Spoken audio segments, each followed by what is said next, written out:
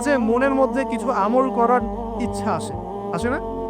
মনে হলো যে আচ্ছা একটু 10টা আয়াত পড়ি, মনে হয় না মাঝে মাঝে এমন মনে হয় না? এটা আল্লাহর পক্ষ থেকে আপনার কলবের মধ্যে মেহমান হিসেবে এসেছে। এখন আপনি যদি আমলটা করেন, সেই মেহমান বারবার আপনার কলবে আসবে। যদি আপনি ওই সময় আমলটা না করেন, মেহমান চলে যাবে, মেহমান অসম্মানিত হলে পরে আর আসবে না। একইভাবে রিজিক আল্লাহ পাক দিয়েছেন, এর তাজিম যদি করতে পারেন রিজিক বেশি আসবে। রিজিকের তাজিম সম্মান করতে না পারলে রিজিক আসবে না, বেশি কমে যাবে। উসমান রাদিয়াল্লাহু আনহু সবচেয়ে ধনী ছিলেন না? কেন জানেন? কেন? এটা কি জানেন কেন ধনী ছিলেন? একে তো তিনি প্রচুর দান সদকা করতেন, এটা তো আপনারা জানেনই।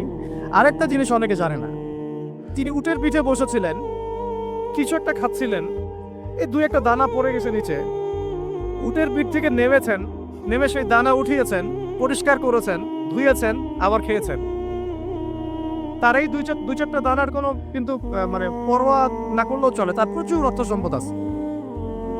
এত অর্থ সম্পদ যে তাবুক যুদ্ধের দিন 30,000 সেনাবাহিনীর দায়িত্ব নিয়েছেন। 30,000 সেনাবাহিনীর দায়িত্ব নিয়েছেন, সেনাবাহিনী যাবে, থাকবে, খাবে, তাঁবু টাঙাবে, সব দায়িত্ব তার। 30,000 সেনাবাহিনীর দায়িত্ব নেওয়া কি চারটাকারই কথা? তো এই সাহাবী এই কয়েকটা খাবারের দানা উঠিয়ে খেলেন। নবী সাল্লাল্লাহু আলাইহি ওয়াসাল্লাম বলেছিলেন যে তোমাকে আল্লাহ পাক রিজিক বাড়িয়ে দিবেন না কেন? তুমি রিজিকের যে তাজিম বা যে সম্মান তুমি করো, এর বদৌলতে আল্লাহ পাক তোমাকে বেহিসাব রিজিক দিবেন। দুইটা বিষয় খেয়াল রাখবো। আমলের মেহমান হৃদয়ের মধ্যে আসলে তাকে ফিরায় না দেওয়া, তাহলে সেই মেহমান কিন্তু আর আসবে না। মেহমানকে মূল্যায়ন করলে মেহমান বারবার আসবেন স্যার। আর রিজিকের তাজিম না করলে রিজিক কিন্তু আপনার ঘরে বেশি বেশি আসবে না। এমনি তো হারামের যুগ, এমনি সুদের যুগ, এমনি ঘুষের যুগ। অলমোস্ট এভরি ফ্যামিলি সুদখোর এখন, অলমোস্ট এভরি ফ্যামিলি। মেয়ে স্পেশালি যারা শাশুড়ি টাইপের, আপনারা মাইন্ড করেন না, তাদের সাইকোলজি যে এতই নিচে নেমে গেছে এখন যে আমার মেয়ে জাহান্নামে যায় যাক। হ্যাঁ, আমার মেয়ে জাহান্নামে যায় যাক, সমস্যা নেই, দুনিয়াতে সে যেন ভালো থাকে। এটা কেন বললাম? একটা সুদখোরের ঘরে তুলে দিতে সে দ্বিধাবোধ করতেছে না, একটা দুর্নীতিবাজের ঘরে তুলে দিতে দ্বিধাবোধ করতেছে না, একটা ঘুষখোরের ঘরে তুলতে দ্বিধাবোধ করতেছে না, একটা মানে কি বলবো মাদকসেবী, ড্রাগ এডিক্টেড বা এই যে আর কি বলবো ফাসেক জালেম, এই ধরনের ঘরে উঠাই দিতেও সে দ্বিধাবোধ করছে না। 5তলা বাড়ি চাই আমার মেয়ে 5তলা বাড়ি থেকে সুখে থাকবে। এই যে সুখের ডেফিনেশন এখানে দিয়েছেন আপনারা। এই জন্য কত হাজার হাজার মেয়ের জীবন নষ্ট করে দিয়েছেন আপনারা। আমার কথা মাইন্ড করে না, হাজার হাজার মেয়ের জীবন মায়েরা নষ্ট করে দিয়েছে শুধুমাত্র মেয়েদের দুনিয়াবি সুখ এর সংজ্ঞাটা বুঝতে ভুল করার কারণে।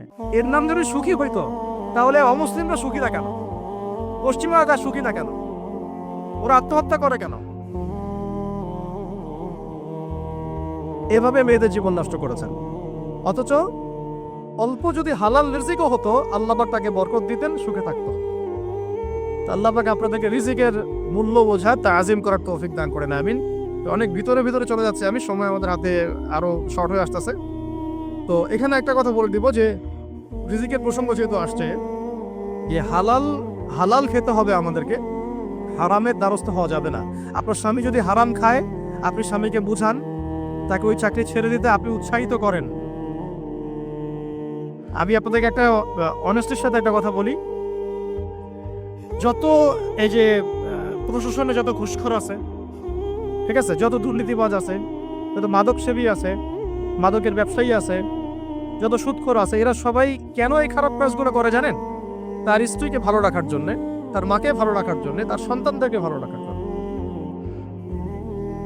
তাহলে স্ত্রী হিসেবে, সন্তান হিসেবে, মেয়ে হিসেবে আপনি বলবেন যে আমাদের এইসব ভালোর দরকার নাই আব্বু। হে আমার প্রিয় স্বামী, আমার এসব ভালোর দরকার নাই। হে আমার ছেলে, আমার এসব ভালোর দরকার নাই, তুই হালাল পথে থাক, ওইখানে তুই আমাকে ডাল ভাত খাওয়া, আমি খুশি আছি। এইভাবে আপনারা তাদেরকে মোটিভেট করেন, দেখবেন সমাজে হারাম কমে গেছে ইনশাআল্লাহ। আর হারাম খাওয়া এই ছেলে মেয়েগুলোও কিন্তু মানুষ হবে না। হারাম খাওয়া যে ছেলে মেয়েগুলো রক্ত মাংস করে উঠছে, এরাও কিন্তু মানুষ হবে না। আল্লাহ পাক আমাদেরকে হালাল খাওয়ার তৌফিক দান করেন, এবং এই হালালের জন্য আপনাদের ভূমিকা অনেক বেশি। আমরা উত্তরবঙ্গ সহ দেশের বিভিন্ন জায়গায় সফর করে যেটা দেখেছি, যত সুদী এনজিও আছে না, এনজিওগুলোর মধ্যে মহিলাদের নামই বেশি, জানেন? মহিলাদের নাম বেশি সুদী এনজিও থেকে। তো তো এই দাওয়াতগুলো আমরা মা বোনদেরকে দিতে চাই যে কোন অবস্থাতে যেন হারাম রিজিকের দিকে আপনারা না ধাবিত হন এবং রিজিকে তাজিম করেন, পরিবারের মধ্যে হৃদ্যতা ভালোবাসা বজায় রাখেন, একে অপরকে বিশ্বাস, সম্মান এবং শ্রদ্ধা করেন। ইনশাআল্লাহ তাআলা আপনাদের পরিবারও সুখী হবে, রিজিকও সুন্দর হবে এবং রিজিকে বরকত হবে ইনশাআল্লাহ। এরপরে আমি আর দুইটা পয়েন্ট নোট করেছি, বলে শেষ করে দিচ্ছি যে এটা স্পেশালি আমি আমাদের ওইসব দিনই বোনদেরকে বলতে চাচ্ছি যে বোনেরা এখনো বিয়ে শাদী করেন নাই।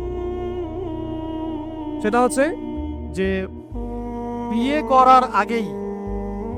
করার আগেই দিনের বেসিক লেখাপড়া শেষ করেন।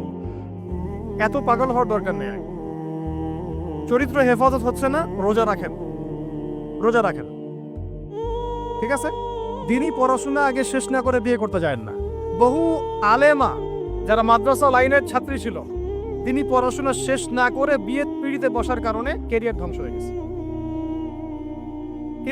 গেছে। বিয়ে পরে করেন, আগে